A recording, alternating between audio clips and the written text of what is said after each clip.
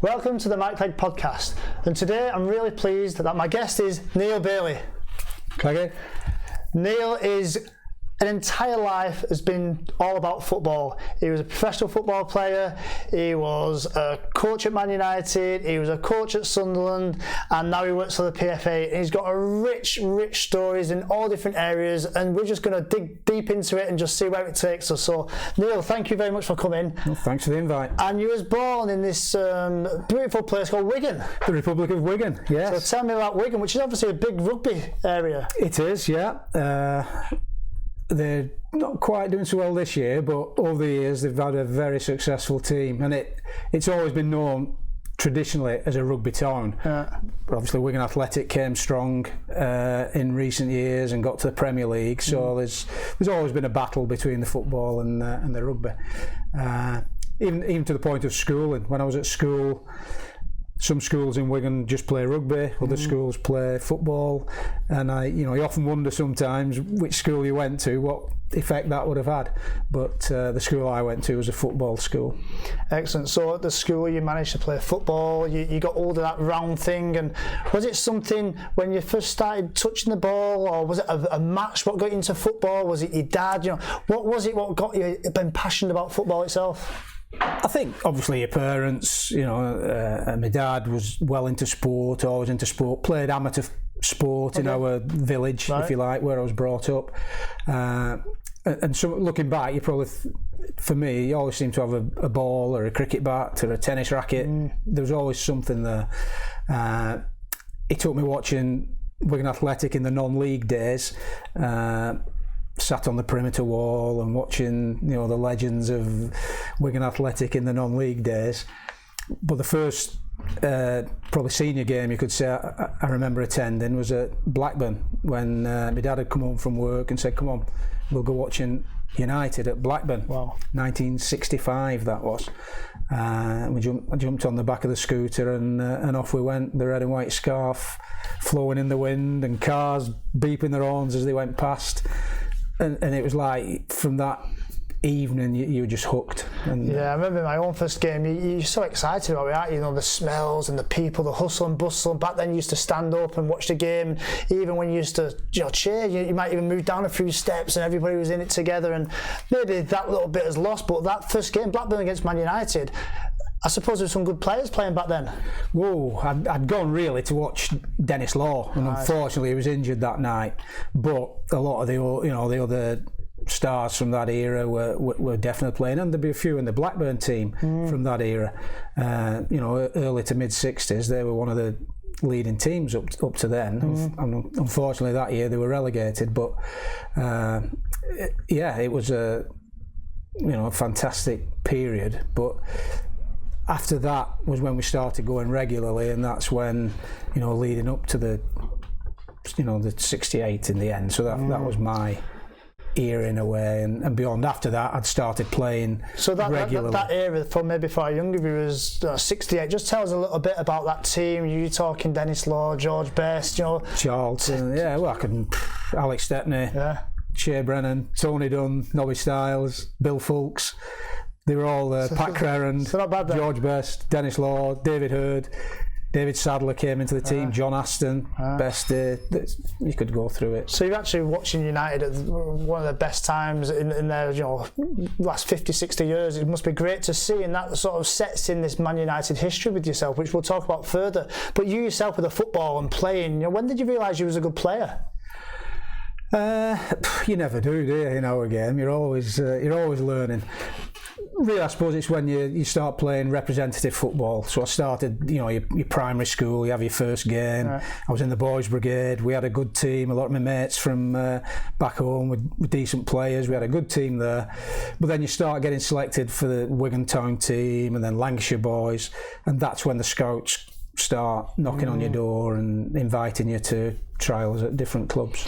And we spoke earlier, and you had a real tough decision. I think at 15 you had to decide. You had scouts asking you, mainly from Burnley and Man United. So talk us through this, and you had to make a tough decision, eh? Yeah, there was a lot of interest at the time with various clubs, but eventually it settled more or less down to United or Burnley. Norman Scholes was chief scout at United at the time. The scout for the region was a lad called Joe Armstrong, whose father had been chief scout years and years before. So there was always that connection. Gordon Clayton was involved at the time. And I was offered the opportunity to sign as an apprentice. At Burnley, it was George Knight and Dave Blakey. They were the scouts. And George eventually became a scout at United, and we maintained a relationship for a long time. But they offered the same thing. So yeah, it basically became a decision between those two. And what decision did you make? So obviously, big Man United connection. You obviously chose Burnley. Oh, what? I know, yeah. It was the first probably major decision you had to make, and I remember Dave Blake and George Knight were sat in the front room at our house, and my mum and dad were sat there, and he was more or less telling me, you were going to sign for Burnley, and you can forget him. I'll be your dad for the next 2 years. I'm your dad. But he sold it. He made. You knew he would get looked after, and Burnley had a good reputation at the time for developing young players, and it was a club known for that. And that was the decision I made.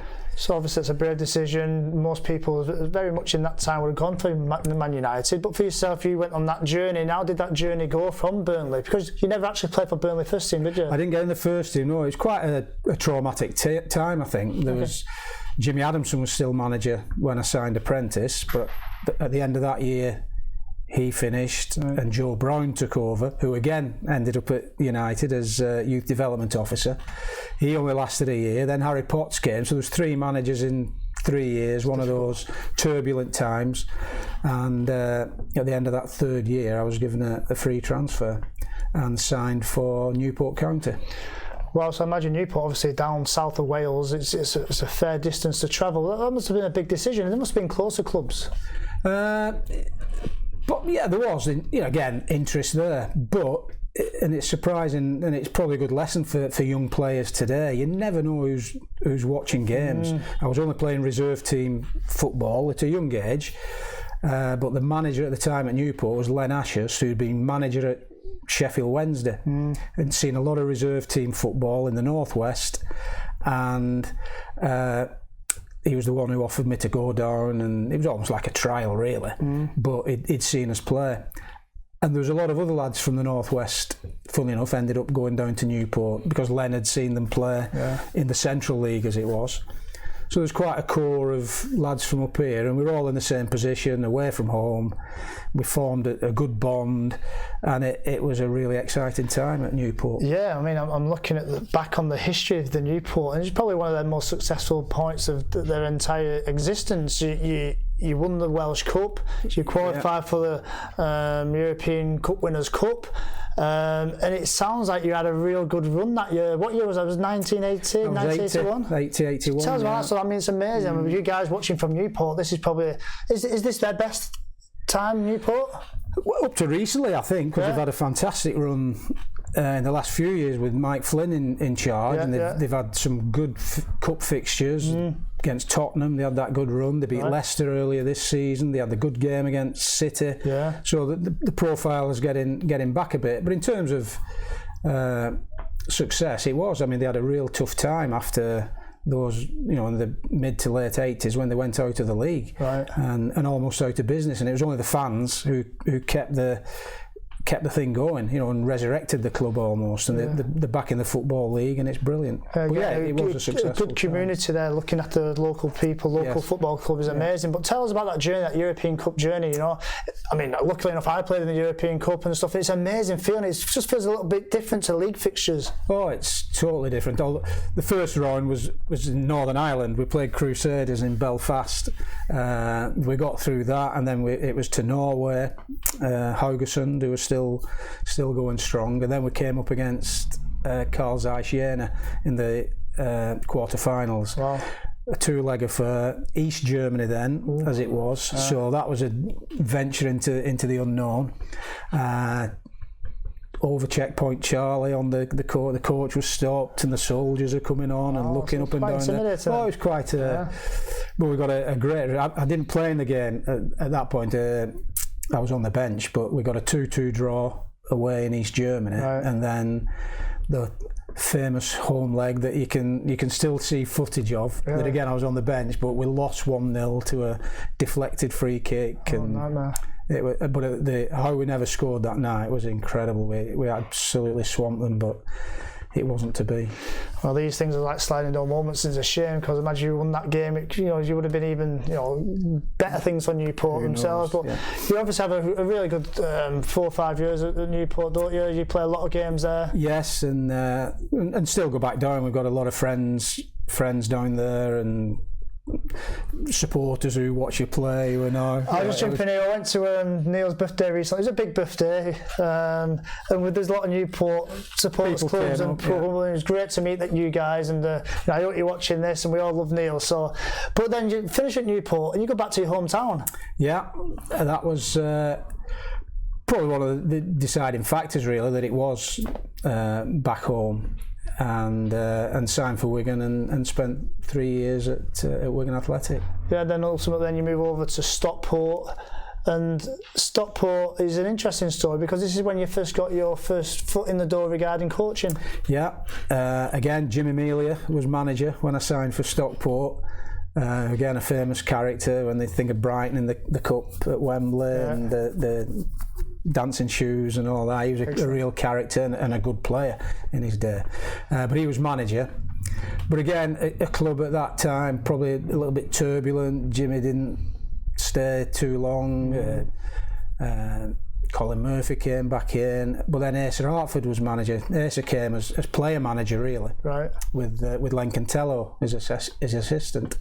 And it was the end of a season, and they didn't really have a youth policy at the time, but they were thinking of getting one going and starting one. And it was Asa who I remember on the way back from it was the last fixture of the season at York we'd played, and sat with me and said, "We're thinking of getting this going. I fancy you as taking that team." I kept my registration as a player, played in the reserves, and just in case I was ever needed in the first team. But that was unlikely with Asa playing the similar position, shall I say. But that's how I became youth coach at Stockport. So with that, what qualities do you think he saw in you to do that? Or did you have that inclination anyway, do you think? It's funny because I've often wondered that. What did he see to offer me that position? And I don't know whether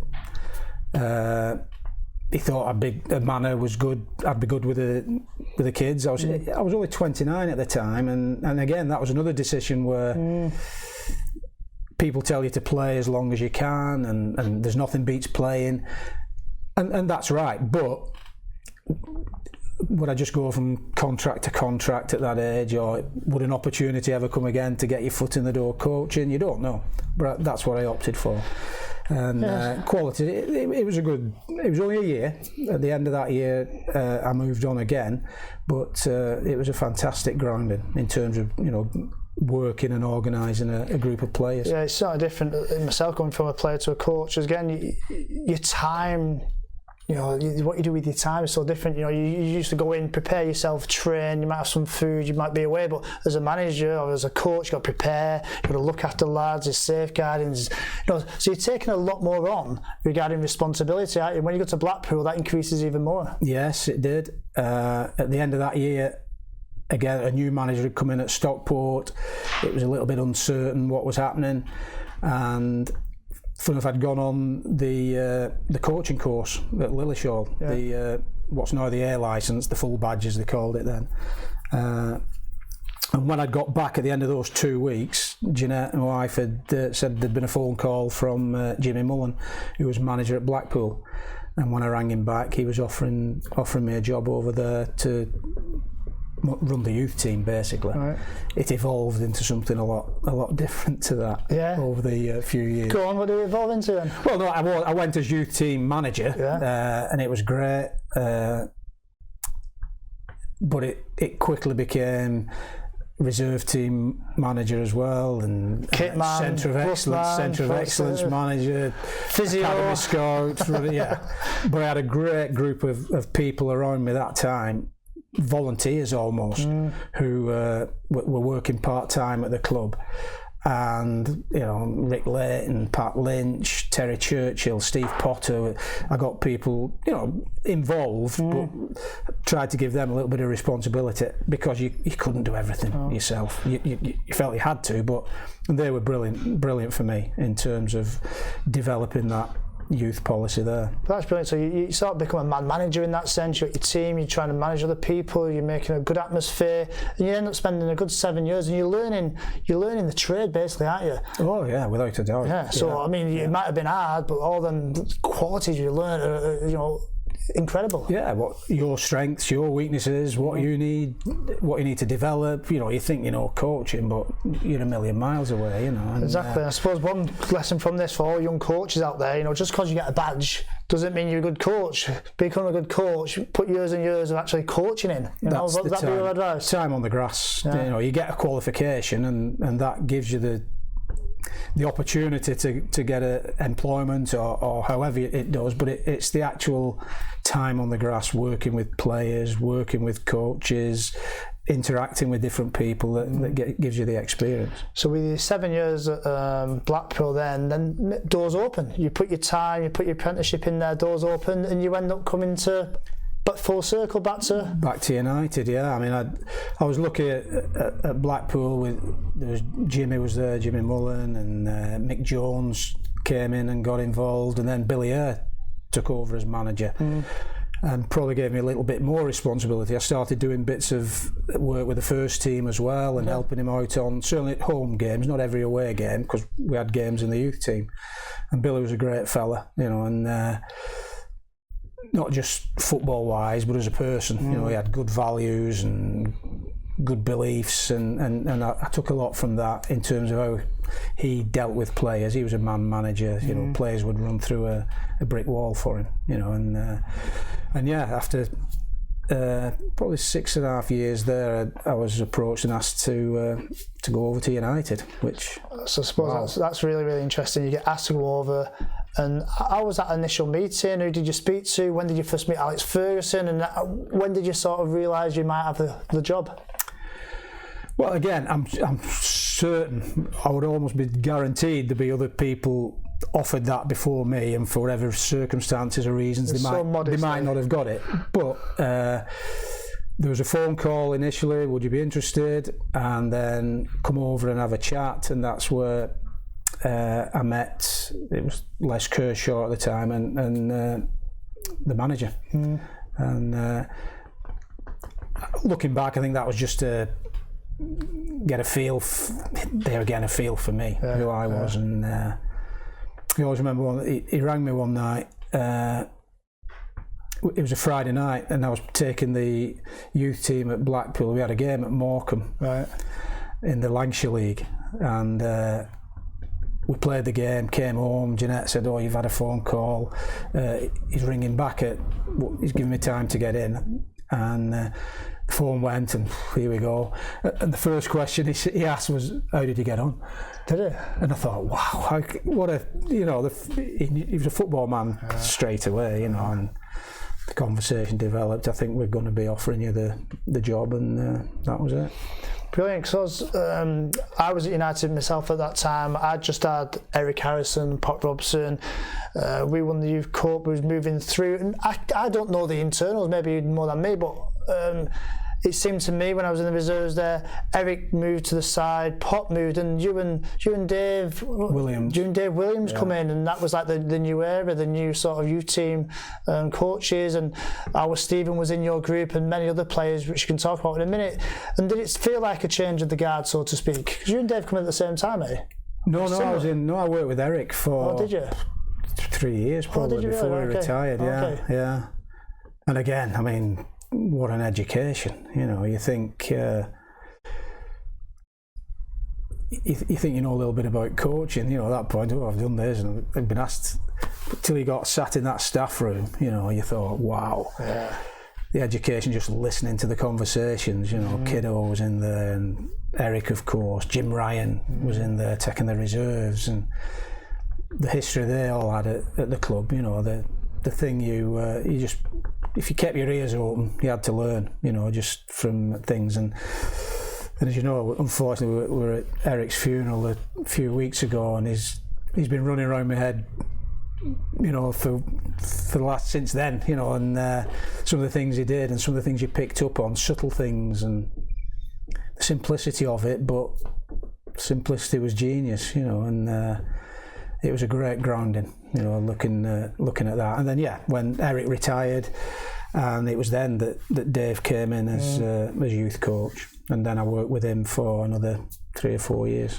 And you spent a fair amount of time there, and talk to us about some of the players who come through, maybe some of the players who got into the first team, and maybe some players who went to other clubs, because I can't remember the players myself, but obviously you do, because you're connected to one in that sense. And you must have seen some players who really let themselves down, real talented players who probably didn't make it, other players maybe you thought didn't really have a chance, but maybe had that grit and determination and got a career.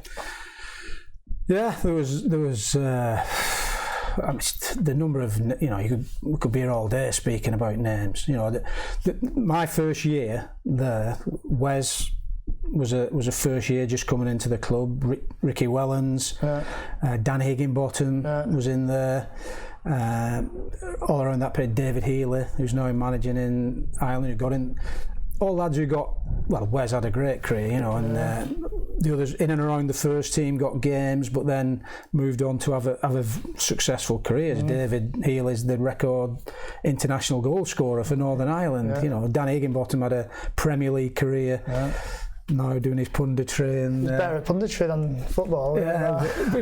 But there's lots of lads over the year. John Curtis was another one. Darren Fletcher came in after that one. Shazy came in after that one. There's a lot of players who went on to have very, very successful careers. And these become part of your network. And from that, when you actually left Man United, you with a passion for coaching, you moved to the PFA, and the PFA is the union for football players, and you had the opportunity to start to educate players who were still playing, but also lads who have retired to become coaches themselves. And again, that would have been interesting to see players who were being quite forward, thinking, where's my next step going to be? Where's the rest of my career going to go? And you've helped so many players through that system, because you worked at the PFA for about 4 years, didn't you, at that stage? After United, yeah.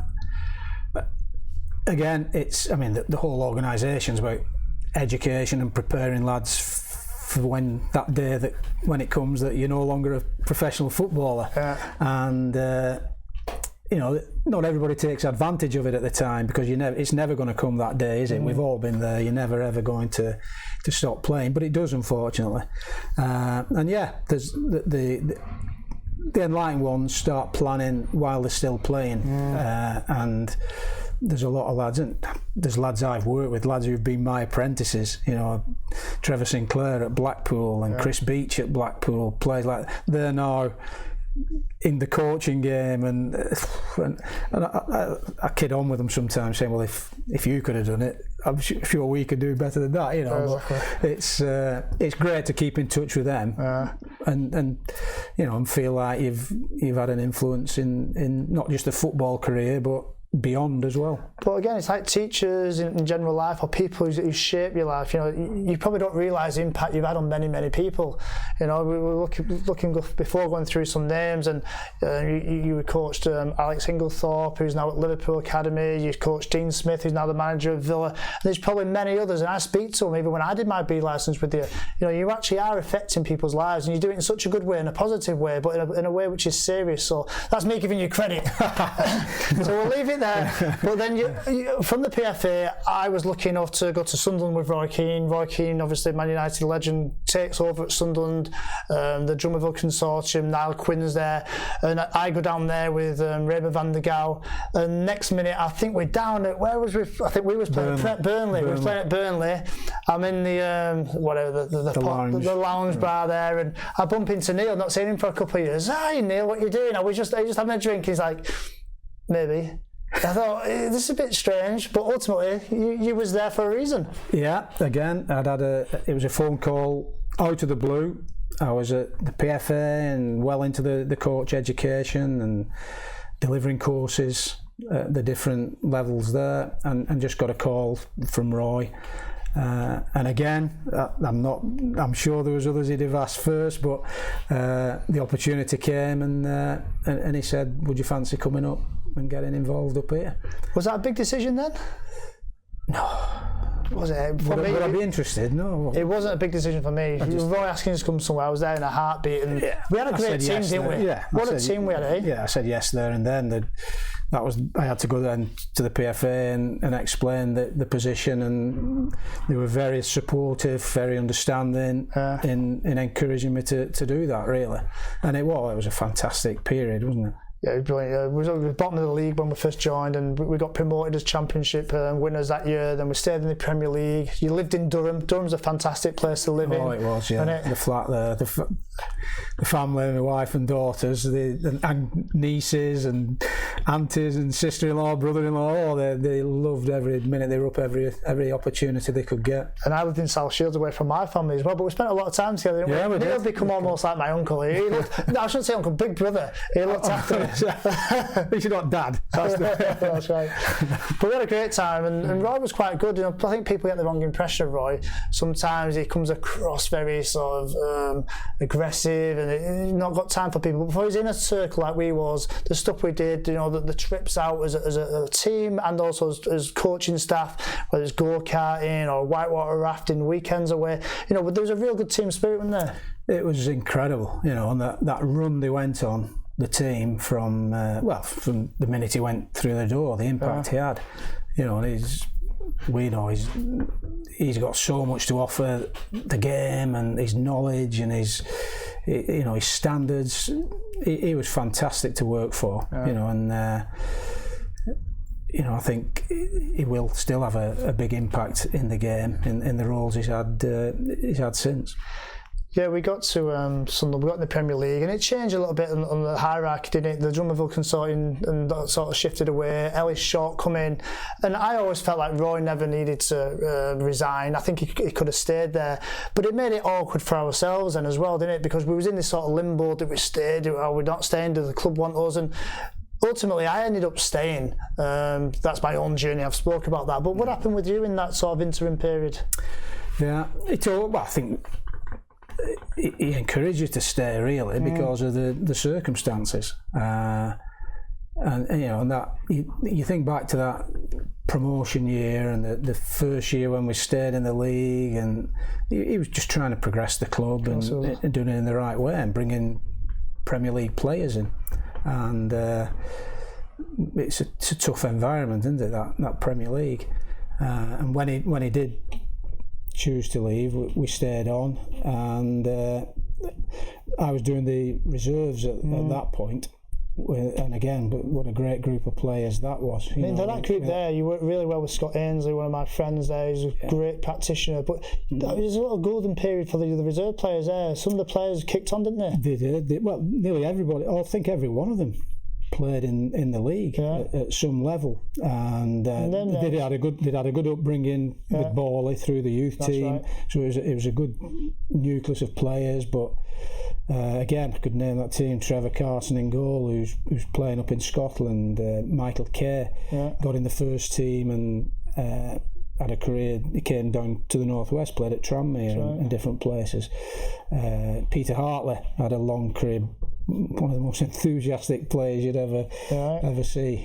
He's had a good career, hundreds and hundreds of games. Little Lids came to Accrington, played in the league.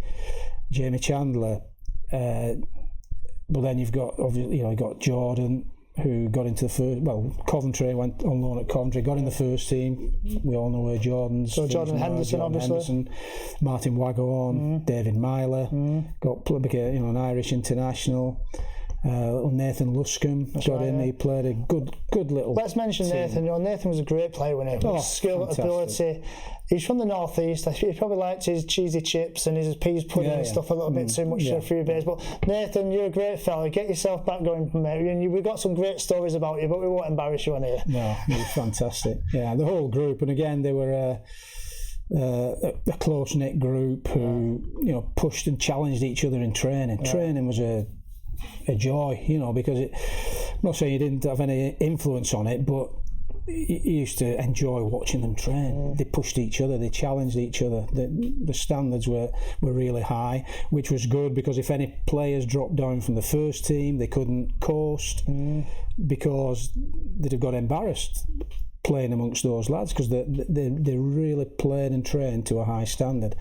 And of course, Roy, the manager, he worked, and came to every reserve game. So again, it was a good standard to play and work in. So that environment then, I remember, we had some top players, the likes of Dwight York and Ken Wynne-Jones and Andy Reid, some good internationals, and the mix was difficult, but it was manageable. But the competitive spirit of the club was very high. The reserve team was drilled really good, and I just felt like if there's a reserve team versus first team game, you wouldn't even know who would win, just because your lads were so well drilled. And the first team, it was interesting. Roy loved the Friday morning game, and he loved to see the intensity and what the players were going to put in.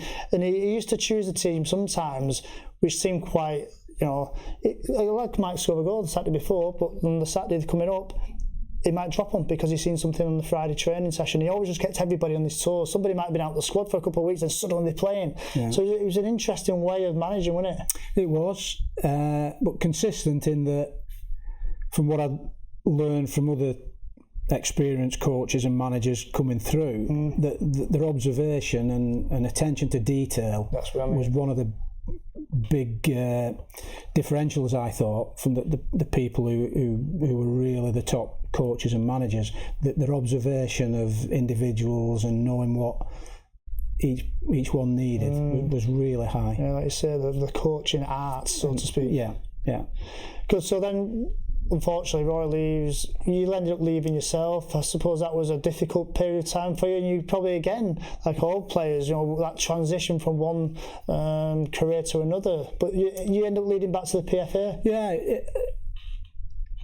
Ricky took over as caretaker in a way. Yeah, so Ricky Sprazier, and asked me to help him out. There was only two of us there, really, so you feel obliged to do that. I was sort of still kept my eye with the reserve team, because we were doing well, and that last year, as well as players developing and getting in and around the first team, they won 2 or 3 trophies as well that year, which I think they not deserved, they earned, and I think I half wanted to see that through as well.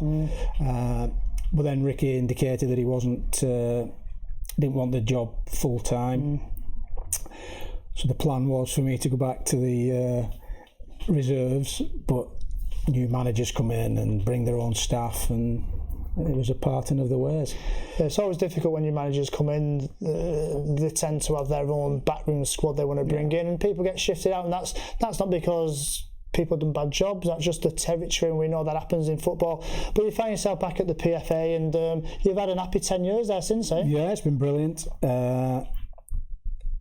I was sort of temporary as a way. One of the lads at the time wasn't well and was off work, and because I knew the role and the job, they said, would you help out and carry on the courses, bring them to an end with the ones that were in the clubs, which is what I did. But I'm still here now 10 years later. 10 years later, and through that time, obviously the last 10 years, and you look at players who transition from being players to managers, they must, we'll talk some names a little bit, but you coached me. I did my B licence with you. I was in the group as Quinton Fortune and Owen Hargreaves, and that was a great experience. Yourself, Jeff Lomax and Andy Barlow down at Curzon Ashton. It was great to do that. But you were telling me some names who've been through your system and a few stories, and and sometimes just the grounding of some players who really understand themselves and how they kicked on. It's been. It has. The courses have changed beyond recognition now to what a lot of the older players or the ones who've come through the system over fairly recent years, I suppose, would find it totally different. The courses have evolved, and the way they're delivered is different. The way they're assessed even is different. It's a lot more based on you coaching your own players in your own environment, and taking away that final assessment bit where you had to get everything right on one particular session, and that wasn't right. So it's a bit more you're almost being assessed from the day you start the course. So it's more like coursework rather than final exam type thing. Yeah, and ongoing support. Even when you get qualified, we mentioned that earlier. You're not suddenly the finished article when you finish one course. There's always something else to aspire to, and even when you get that, you're always learning. It's the on-the-job training that you learn most. But yeah, and they've now brought the pro licence. Has been in quite a few years now, but again, that's evolved. And recently, there's been some good lads who are now managing or taking the first step, and you sort of get allocated players to support throughout the course. Yeah, so I mean, I did it through the English FA, and I felt like it really drilled you to making sure you did lots of coaching. Obviously, they can go to other FAs and stuff, but the ones you supported in the English FA, they've tended to really have good careers because that real proper good grounding. And you were talking before about like Stephen Gerrard and other fellas who've been through, so. Yeah, I mean, Stephen's it'd be a prime example, and again. Stephen Gerrard, but the thing I've taken away from not helping him on his journey, if you like, was his whole attitude towards it. When you think of the stellar career he's had as a player, when he started doing the coaching qualifications, he made it clear that I know where I am. I might have been up there as a player, but I'm here as a coach. I need to learn. Give it me. He'd say, if I'm not doing it right, and all you're doing with them is guiding them through the process and trying to get the vast knowledge that they have. How do they then get that across to the players? And his whole approach to it, and many others at that level, are so humble, really, that they. I think that'll stand them in good stead. I think for players like that now, especially with the amount of money the top players can earn, they don't need to really get another job. So potentially the ones who are going in it, who have very good careers, are the ones who are really quite passionate about it. I think in a way it almost sieves out the ones who want to do it, the ones who don't want to do it, and the ones who are doing it, like Steven Gerrard, Frank Lampard, are the ones who are pushed into that arena now with the new up-and-coming managers.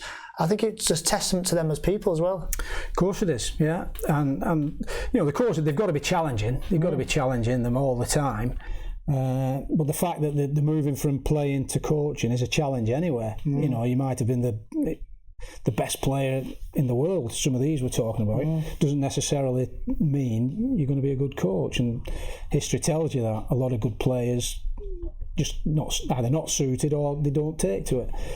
But they've gone about. I mean, Steve, he coached the under-18s for over a year. He got involved. He was taking the academy teams, 13s, 14s. We did work with them.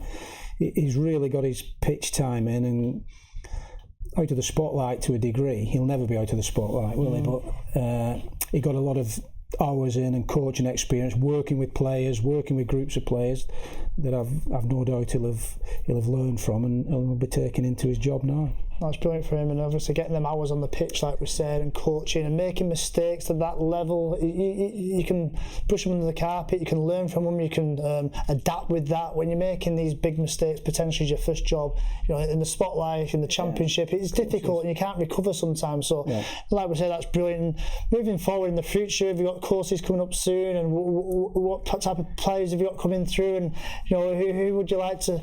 We talk about one of your favourites is Chris Beach, who's just been at Rochdale, and unfortunately him and a few of the boys from there, Keith Hill, they've been removed from their jobs, and we wish him all the best. But there's certain people over the years you've bond with, don't you? Said Trevor Sinclair, and there's maybe lads at Man United, and I'm sure there's opportunities for yourself back in the Football League, I'm sure, and I bet you've turned many down, and I'm sure there's certain lads you really keep an eye on. Yeah, there's they keep in touch with you, especially when they're coming through the courses, and you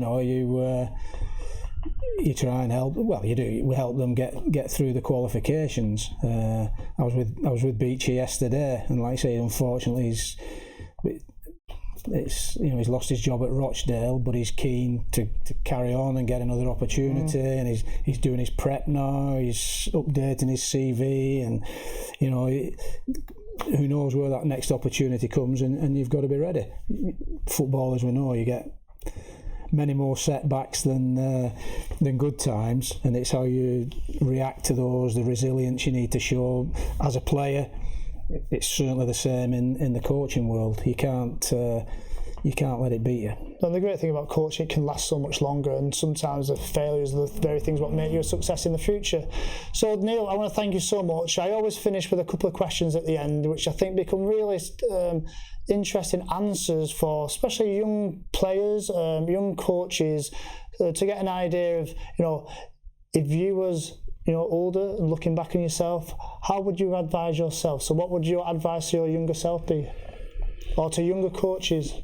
Yeah, like I said, the course have changed beyond recognition now. I mean, a lot of they talk about the coaching pathway and which way. I think one, you'd have to decide: do you want to work in academy football and be a good youth coach? Development football? Are you a person who can develop players, develop people? Or do you want to be at the top end where results are everything and winning games every week? And if you don't, you know the consequences. So I think that's an interesting question for young coaches. Yeah. And the pathway is slightly different, So that'd be one. You've got to know yourself and what your strengths are, and the sooner you can find that and work on your whichever string you want to take, that'd be one. Saying that, I can't say I really had a plan as such. It was I didn't set out to become this, set out to become that. Opportunities arose, and you make decisions along the way. You've got to be prepared for that as well.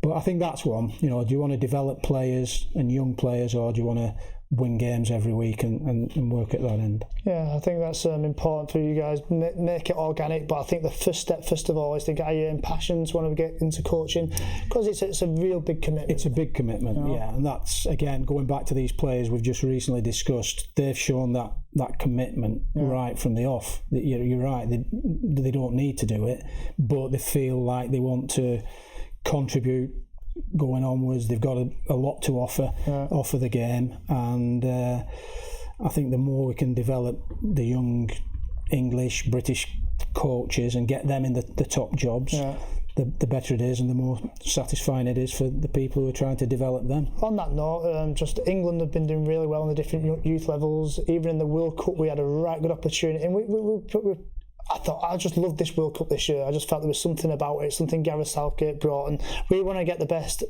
English coaches up and through and get this vibrant country going with football again, with the rich history. So with that, Neil, young coaches out there, or young players who might be watching this in the future, even now, if they wanted to get involved with the PFA, how would they get contact? With the courses, they've got the club delegates. There's a delegate in every club. They speak to them. I'm doing jobs and work in the Northwest with Jeff, Mark, different lads in our department. We've got that all over the country. There's regional coaches. If they want to get involved in any aspect, further education, there's the club delegate is the initial port of contact, who will then guide them to the right department within the PFA to get the help. I mean, they've spent £1 million, nearly £1 million this year on former players' injuries. Hips, knees. There's all sorts of work going on behind the scenes.